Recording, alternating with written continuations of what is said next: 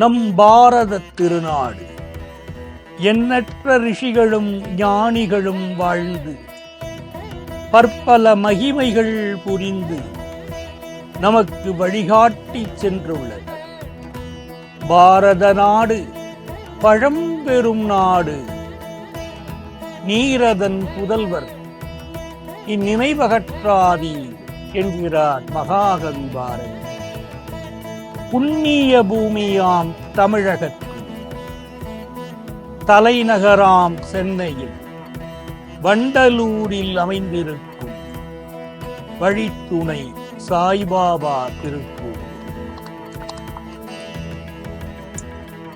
ஓம் சாயி நமோ நமகா, ஸ்ரீ சாயி நமோ நமகா. ஓம் சாயி நமோ நமகா, ஸ்ரீ சாயி நமோ நமகா. ஓம் ஷீரடி வாசாய வித்மகே சச்சிதானந்தாய தீமகி தன்னோ சாய் பிரச்சோதயாத்.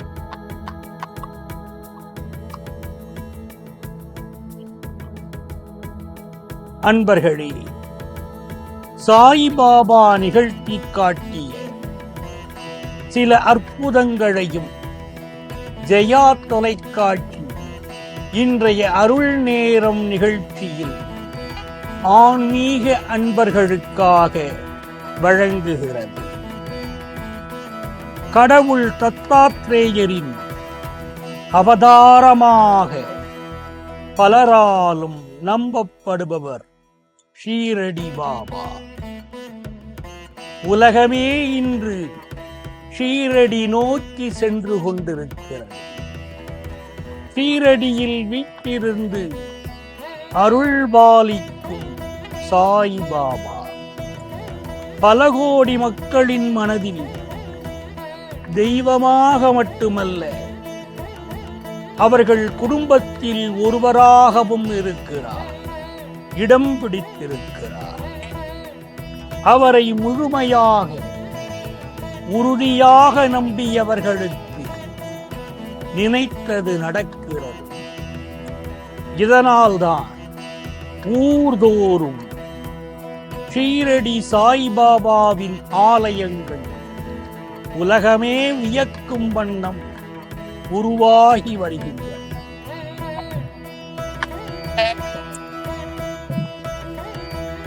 மனிதர்களாகிய பிறந்தவர்களாகிய நமக்கு வாழ்க்கையிலே உய்விக்க என்ன வழி, நாம் வாழ்க்கையிலே வெற்றி பெற என்ன வழி என்று நாம் சிந்திக்கிறோம். நம்முடைய வாழ்க்கை முறை வெற்றிகரமாக அமைவதற்கு இறை தரிசனத்தை நம்புகிறோம், இறை வழிபாட்டில் ஈடுபடுகிறோம். அன்பர்களே, நமது உடலும் நமது உள்ளமும் தூய்மையாக இருக்கவும், நமது வாழ்விலே ஆனந்தம் பெருகவும், நமது சந்ததிகள் தழைக்கவும் ஒரு தெய்வம் வழிகாட்டுமானால் அந்த தெய்வம் நம் வாழ்க்கையிலே முக்கிய தெய்வம் அல்லவா? அந்த வகையிலே ஷீரடி பாபா நம்முடைய வாழ்க்கையிலே எல்லா வகையான அனுகூலங்களையும் அள்ளித்தரும் பாபா.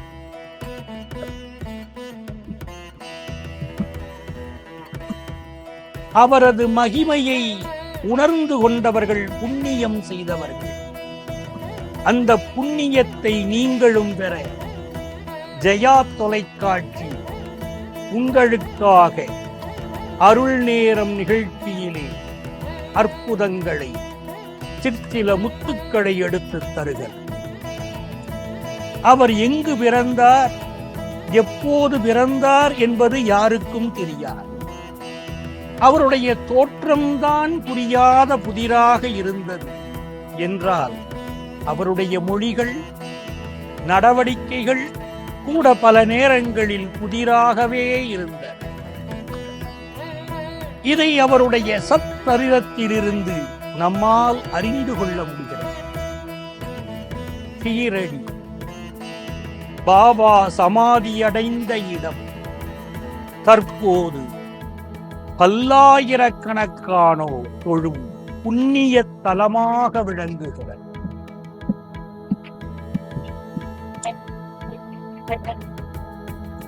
தன்னுடைய மகா சமாதிக்கு பிறகும் அளவற்ற ஆற்றலுடன் தன் பக்தர்களுக்கு அருள் புரிவேன் என்று உறுதிமொழி அளித்திருந்தார்.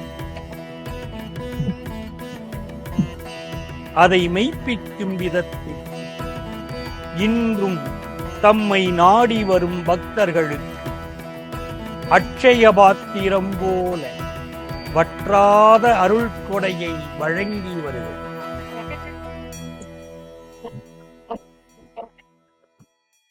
ஷீரடி பாபாவை சிறுவயதில் பெரியவர் ஒருவர் வளர்த்து வந்து பாபா மீது அளவு கடந்த அன்பு வைத்திருந்தார். ஆதரவு இல்லாத நிலையில் இருந்த பாபாவை கோபால்ராவ் தேஷ்முக் என்பவரிடம் ஒப்படைத்தார். தேஷ்முக் திருப்பதி பெருமாள் மீது தீவிர பக்தி கொண்டவர். மக்கள் கோபால்ராவ் தேஷ்முக்கை மகா ஞானியாகவே கருதி வந்தார்கள். குழந்தையான பாபாவை பார்த்த தேஷ்முக் கண்களுக்கு பாபா வெங்கடாஜலபதியாகவே தெரிந்தார். தன் மகனாக கருதி பாபாவை வளர்த்தார். பாபாவும் கோபால்ராவ் தேஷ்முக்கை தனது ஞான குருவாக கருதினார். பாபாவிற்கு குரு அருளுடன் வெங்கடாஜலபதி பெருமானின் அருளும் கிடைத்தது. குருவும் சீடனும் மிகுந்த அன்போடும் மதிப்போடும் பழகுவதை பார்த்து சிலருக்கு பொறாமையும் வந்தது. குருவும் சீடனும் தனிமையில் இருந்தபோது பொறாமை கொண்ட ஒருவர் கல்லால் அடித்தார். அந்த கல் பாபாவின் தலையில் பட்டது. இரத்தம் கொட்டியது. அந்த கொடியவன் மீண்டும் ஒரு கல்லை எடுத்து அடித்தான். இதை கண்ட தேஷ்முக், எங்கே மறுபடியும் கல் பாபாவின் மீது பட்டுவிடுமோ என்று அஞ்சி பாபாவை மறைத்து முன்னால் நின்றார். தேஷ்முக் மீது கல் பட்டது. என்னால் தானே உங்களுக்கு தொந்தரவு வந்தது, இனி நான் தனியே செல்ல அனுமதி கொடுங்கள் என்றார் பாபா. பாபா, உன்னால் இந்த உலகம் பல நன்மைகளை அடையப் போகிறது. இறையருளால் எனக்கு கிடைத்த சகல வரங்களையும் உனக்கு தருகிறேன், தாரை வார்த்து தருகிறேன் என்றார் தேஷ்முக். அருகில் இருந்த ஒரு பசுவிடமிருந்து பாலை கறந்து வரும்படி கூறினார். அந்த பசுவோ மலட்டு பசுவாக இருந்தது. கன்று ஈனவே இல்லை. எங்கிருந்து பால் கறக்க முடியும்? பாபா பசுவை குருவிடம் அழைத்துச் சென்றார். தேஷ்முக் பசுவின் மடியில் கை வைத்து தடவி கொடுத்தார். என்ன ஆச்சரியம்! மடியில் கை வைத்தவுடன் பால் அதிக அளவில் சுரந்தது. குருவிடம் பாலை கொண்டு வந்து கொடுத்தார் பாபா. இன்று முதல், இந்த நொடி முதலே எமது எல்லா சக்திகளையும் குரு கிருபையையும் பரிபூரண மனநிறைவுடன் உனக்கு கொடுக்கிறேன் பாபா என்று பாபாவிடம் பாலை கொடுத்தார் தேஷ்முக். அன்பர்களே, பாபா எல்லா சக்தியும் படைத்த அற்புத அவதாரம். கருணாமூர்த்தியான பாபா தன் மீது கல்லெறிந்து கீழே விழுந்த அந்த மனிதன் மீது கூட கருணை கொண்டார். அவனை மீட்டெடுத்தார். கோபால்ராவ் தேஷ்முக் வெங்கடேச பெருமானை வேண்டி தவயோகம் செய்தார். குருவின் கட்டளைப்படி பாபா மேற்கு நோக்கி பயணம் செய்தார்.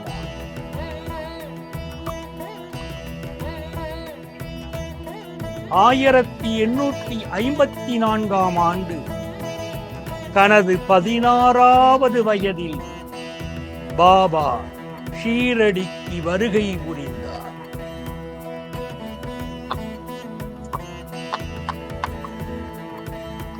ஒவ்வொரு நாளும் மாலை நேரத்தில் கோயிலில் தீபம் ஏற்றுவது பாபாவின் வழக்கம்.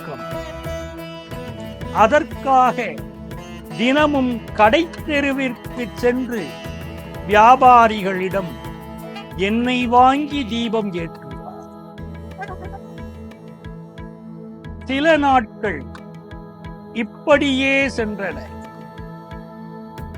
ஒரு நாள் கடைக்காரர்கள் அனைவரும் ஒன்று கூடி இனி பாபாவுக்கு எண்ணெய் கொடுக்க கூடாது என்று முடிவெடுத்தனர்.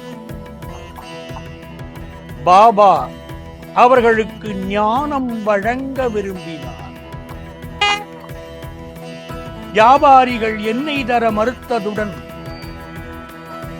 பாபா அவர்களுக்கு ஞானம் புகட்ட விரும்பி விளக்கிலே தண்ணீர் ஊற்றி தீபம் ஏற்றி காட்டினார். பாபா நிகழ்த்திய அற்புதங்கள் 1000.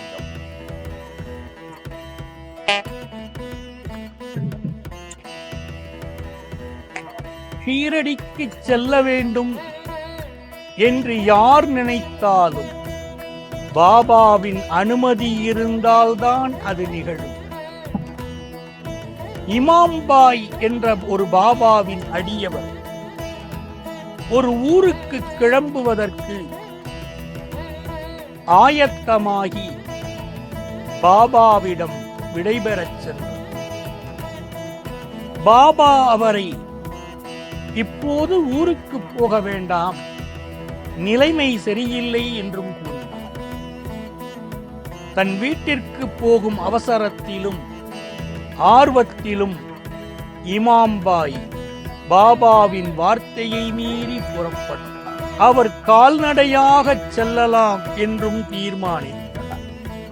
ஷீரடியில் இருந்து 12 மைல் தொலைவு வரை எந்த ஒரு இடைஞ்சலுமின்றி அவர் கடந்தார். சூரியன் அஸ்தமிக்கும் நேரத்தில் அவர் சுராலா என்ற நதிக்கரையில் நடந்து சென்றார். அங்கிருந்த ஒரு அதிகாரி, வானிலை மோசமாக இருக்கிறது, பயணத்தை தொடர வேண்டாம் என்று எச்சரித்தார். அதையும் மீறி இமாம்பாயின் பயணம் அமைந்தது. 3 மைல் தொலைவு சென்றதும் பலத்த காற்று வீசியது. இடியுடன் பெரும் மழை பெய்தது. ஆற்றில் வெள்ளம் கரை புரண்டு ஓடியது.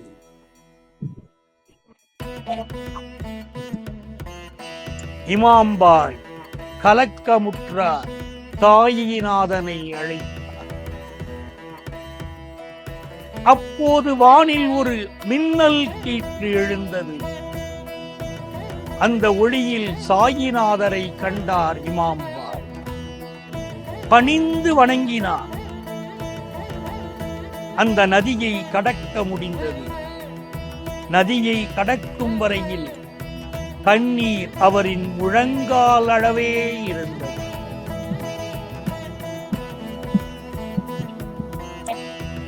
மறுகரைக்கு சென்றதும் அவர் ஆற்றினை திரும்பி நோக்கினார். அதில் வெள்ளம் கரை புரண்டு ஓடுவதை கண்டார். பாபாவின் அருள் வெள்ளத்திலிருந்து இமாம்பாயை காப்பாற்றி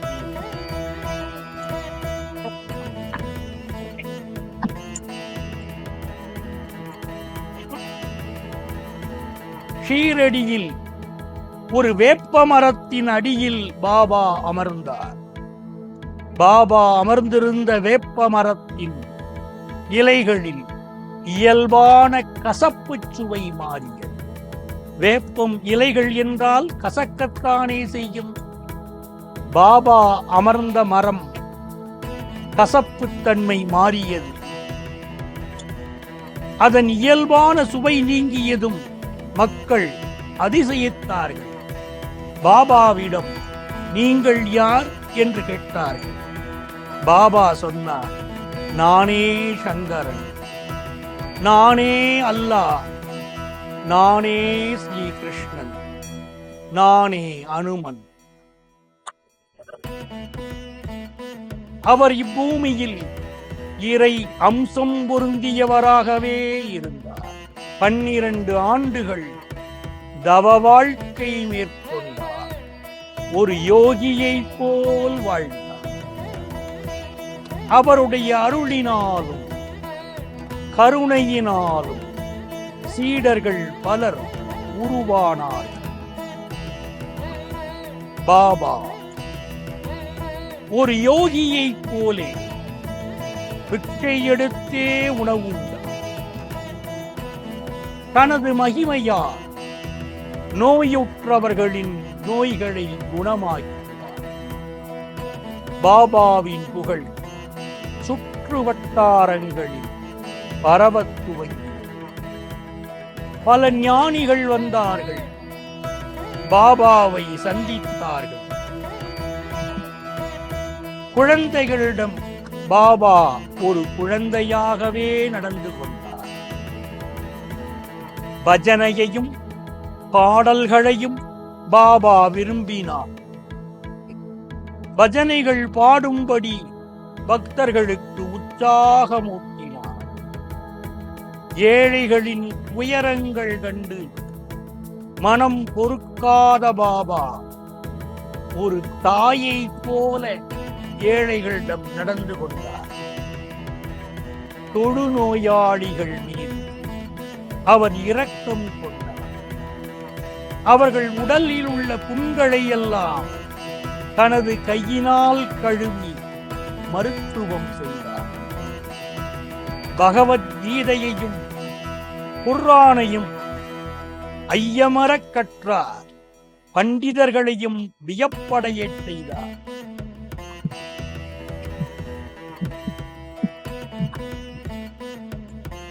அன்பர்களே,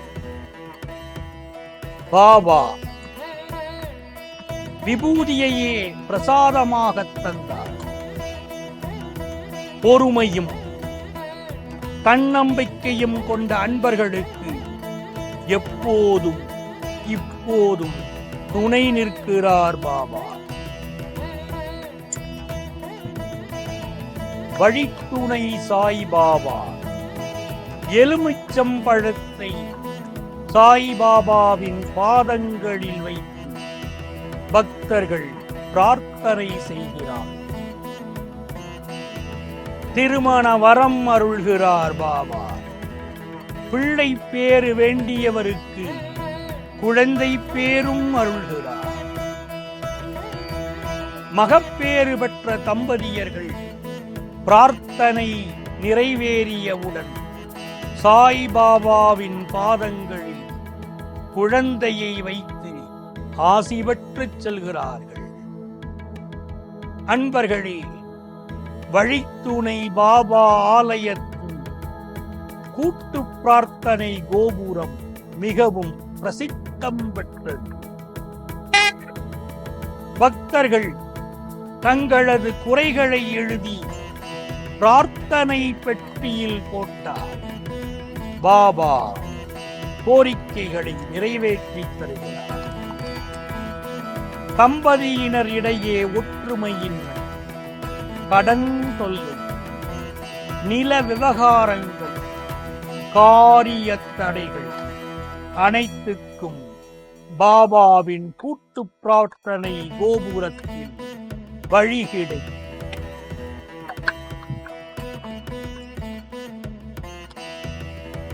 அன்பர்களே, திருச்சி நெடுஞ்சாலையில் வண்டலூர் ஜிஎஸ்டி ரோட்டில் உள்ள இரணியம்மன் கோயிலுக்கு அருகில் வழித்துணை பாபா வருவோர்க்கு அருளாசி புரிகிறார். பத்ரி கிராம சமத்குதம் துவாரகா மாயி வாசினம் பக்தாபீஷ்டம் இதம் தேவம் சாயிநாதம் நமாமி.